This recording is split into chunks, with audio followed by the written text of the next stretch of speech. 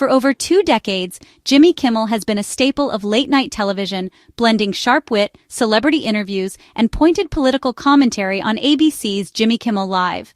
Since its debut in 2003, the show has become a cultural touchstone, known for its unique mix of humor and heartfelt moments.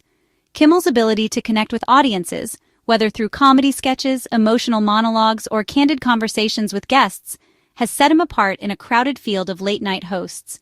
Kimmel's rise from a radio personality and local TV host to a household name reflects the evolving role of late-night hosts as both entertainers and cultural commentators. He started his career behind the scenes, producing and writing, before stepping into the spotlight and redefining what it means to be a late-night host in the modern era. His show has become a platform for national conversations, with millions tuning in for his take on the day's events. Whether it's a lighthearted celebrity interview or a serious discussion about current affairs, Kimmel's show often sets the tone for what America is talking about the next day. The reach of Jimmy Kimmel Live extends far beyond television.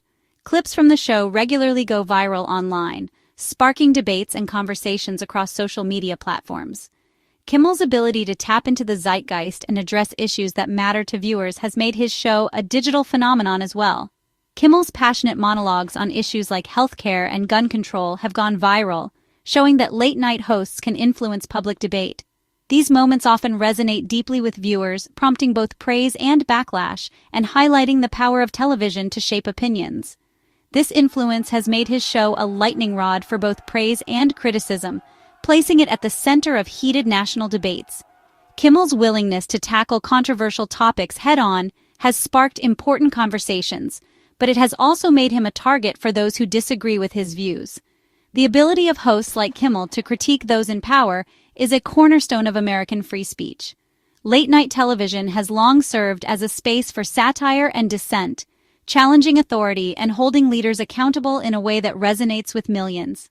Any attempt to silence such voices raises urgent questions about who controls public discourse and the boundaries of free expression. In a media landscape where opinions are constantly scrutinized, the role of late-night hosts like Jimmy Kimmel remains more vital than ever, reminding us of the importance of open dialogue in a healthy democracy. The controversy began on September 15, 2025, when Kimmel addressed the tragic death of conservative activist Charlie Kirk during his monologue. Kimmel criticized what he called the MAGA gang for politicizing Kirk's death, accusing them of exploiting the tragedy for political gain.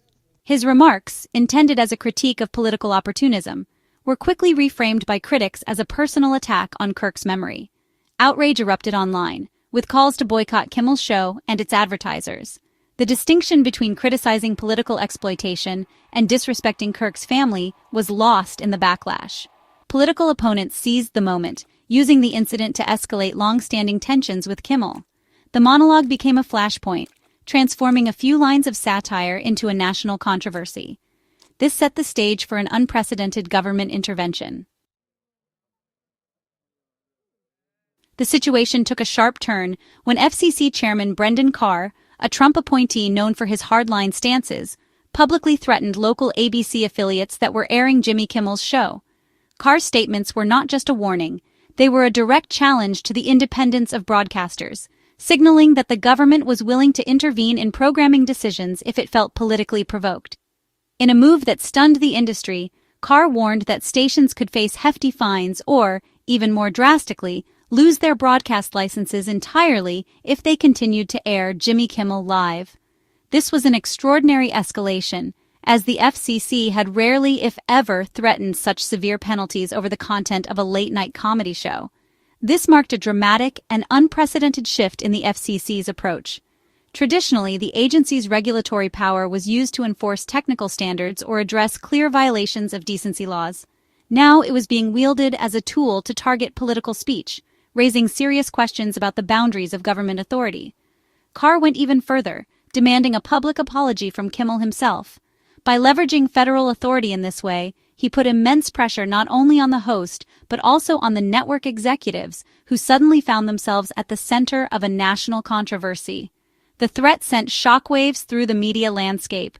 Newsrooms buzzed with concern, and journalists debated the implications for press freedom. Many saw this as a dangerous precedent, raising alarms about government overreach and the increasing politicization of regulatory agencies that were once considered neutral arbiters. For station owners, the risk of losing their licenses, and with them their livelihoods, was too great to ignore.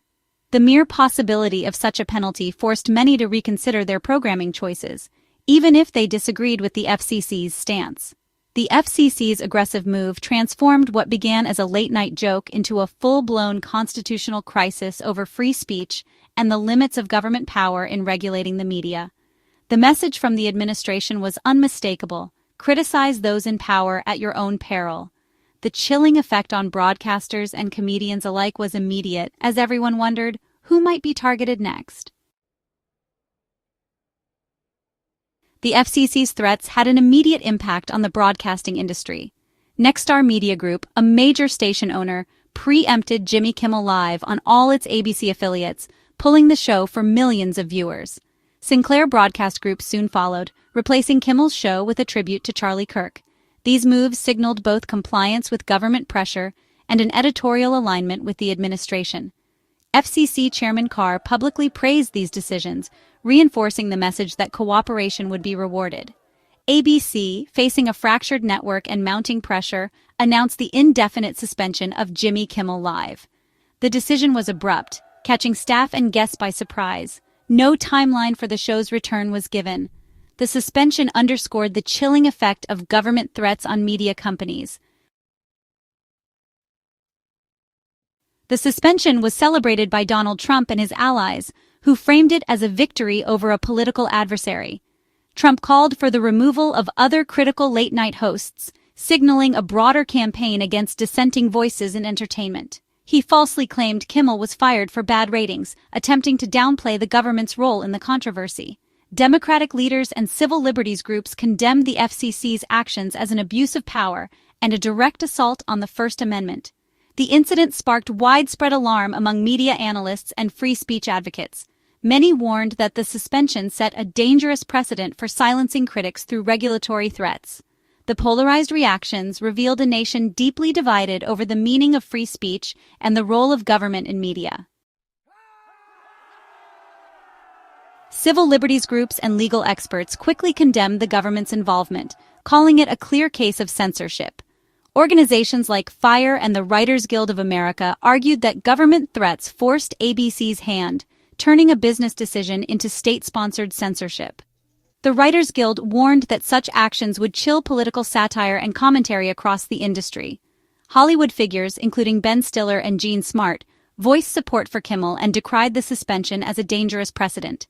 The uproar transformed the incident into a national cause célèbre for free expression.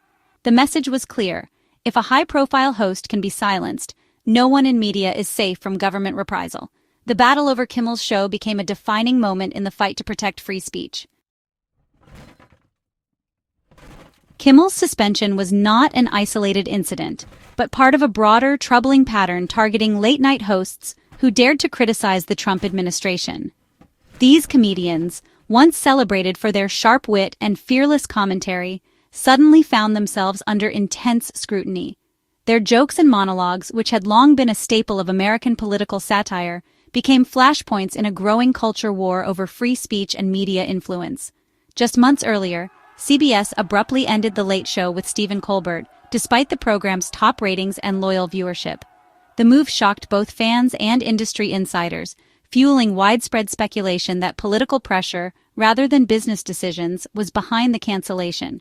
Many wondered if the network was bowing to outside forces intent on silencing dissent. Colbert himself hinted that forces beyond simple ratings or advertising revenue were at play. He alluded to pressures that went far beyond the usual business calculations, suggesting that the very freedom to speak truth to power was under threat. Trump's public calls to remove other hosts like Seth Meyers and Jimmy Fallon sent a chilling message to networks and talent alike. The president's criticism was amplified by his supporters, creating a hostile environment for anyone who dared to challenge the administration on air. The threat of advertiser boycotts, affiliate revolts, and even potential government action created a climate of fear throughout the industry. Executives weighed the risks of controversy against the bottom line, often choosing to play it safe rather than defend creative freedom. Networks now face powerful incentives to avoid controversial content, leading to a new era of self-censorship. Writers and hosts are pressured to steer clear of topics that might provoke backlash, stifling the very creativity and honesty that made late-night television so influential. The result is a media landscape where dissenting voices are silenced not by outright bans, but by intimidation and economic pressure. The chilling effect is subtle but profound, as fear replaces the boldness that once defined late-night TV. The cases of Colbert and Kimmel serve as stark warnings to anyone in media who dares to speak out. Their experiences highlight the fragile state of free expression in today's broadcast landscape, reminding us that the silencing of late-night voices is not just about television, it's about the health of democracy itself. The debate over Kimmel's suspension highlights deep divisions over media, speech, and consequences. Supporters argue the suspension was about accountability, not censorship, claiming Kimmel's comments crossed a line of decency. They say networks have a right to discipline hosts who offend large audiences. Critics, however, point to the government's involvement as the real issue. They argue that FCC threats turned a network decision into state censorship, violating the spirit of the First Amendment. Free speech advocates insist satire's role is to provoke and challenge, even on sensitive topics. Allowing government officials to decide what's acceptable sets a dangerous precedent. The core question: should political power dictate who gets to speak on national television? The suspension of Jimmy Kimmel Live is a pivotal moment for free expression in America. It raises urgent questions about the relationship between media, comedy, and political power. The ability to criticize leaders without fear is essential for democracy. Government pressure on media creates a chilling effect, leading to self-censorship and a less diverse public discourse. The FCC's actions signal a dangerous politicization of regulatory bodies. The removal of critical voices like Kimmel and Colbert weakens the media's watchdog role. This moment tests the resilience of American institutions and the public's commitment to free speech. The outcome will shape the boundaries of expression and the power of government over media for years to come.